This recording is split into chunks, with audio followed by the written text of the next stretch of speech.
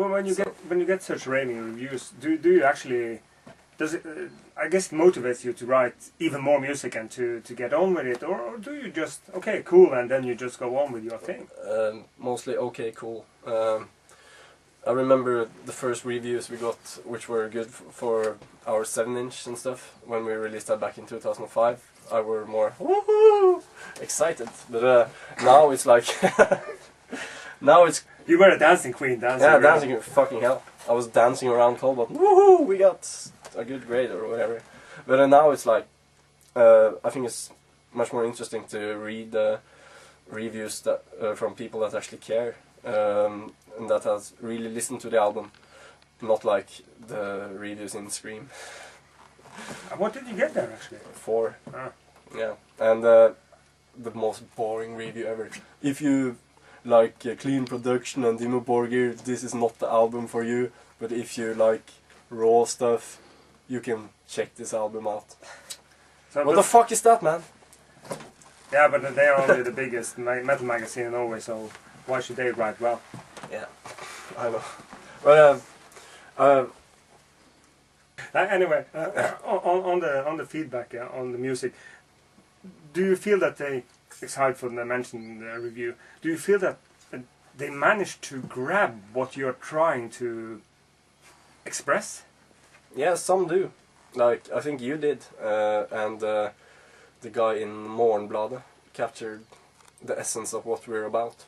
And I think that's way cooler than get 10 out of 10, which we got in Rock Hard Germany. Oh, right. Yeah. Actually by Fenris, in Fenris View, his own column. That was extremely cool. But you say that what you're trying, some actually managed to grab hold on what you were trying to express. Could you explain to the people outside Norway what is it that you are trying to express? In a few words. In a few words, we're trying. Well, we have a kind of a vision what we think extreme metal should be and how it should sound, and what we're about is just to try to create that and to create something horrid and twisted. Something that... Some twisted mask of decay. Yeah. Burnt decay. Burnt decay that will make you sick. And just something that... It has to do with feeling, you know. We're trying to create albums that give you a bad feeling, if you know what I mean.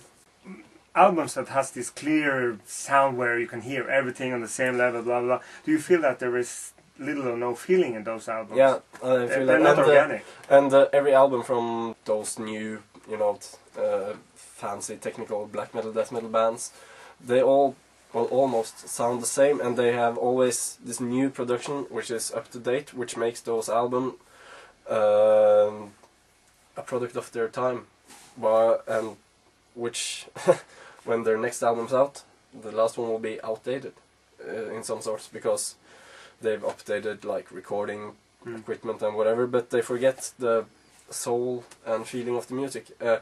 And what we do is just trying to capture something raw, something sick, and a feeling. And if you ask me, that has no expiration date. Yeah, but actually, it's true that, because when we talk about of course it's true.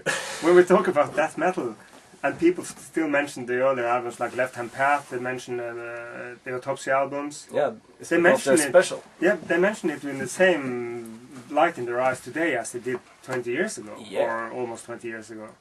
So is that something you're trying to achieve? Well, do you see you in 20 years, people will mention Necrosounds for the... I certainly hope so, but that's our only goal is to make something good. Something that feels right for us, you know. Music that we can be 100% satisfied with, and that's all that matters. But if people look back at Necrosounds in 20 years and says, fucking great, and this is a special album, I would be amazed. That would be awesome. And people also say that this album could be released in '89, which also goes back to my theory that this has no expiration date. You agree with this? More or less. He's hungover. Sick drummer for a sick band. Yeah, There you go. drummers, man. On the production side, you spent a lot of time, as I understood, to write the album, and you spent a short amount of time to actually record it and mix it. Extremely short during the recordings, but we used some time mixing it to get it right. But we have a sign in the studio that says, "Is it necro enough?" So we need to follow that that statement. But yeah, when you record, think fast and don't get hung up in small details and stuff. You leave the edge of the music there, you know. And we also always try to make things sound great before we record. We could probably use like 4 hours just micking up the drums and getting them to sound right, and use 3 hours recording the tracks. Well, perhaps more, but you get it. You know what I mean. Because you are searching for the organic sound compared to the more flat ProTools sound. It should be honest, because we're totally honest with what we do in Obliteration, and we make music just for ourselves, which is totally... I can't say totally one more time, because then I will be a gossip girl or something. But we're trying to make something totally honest.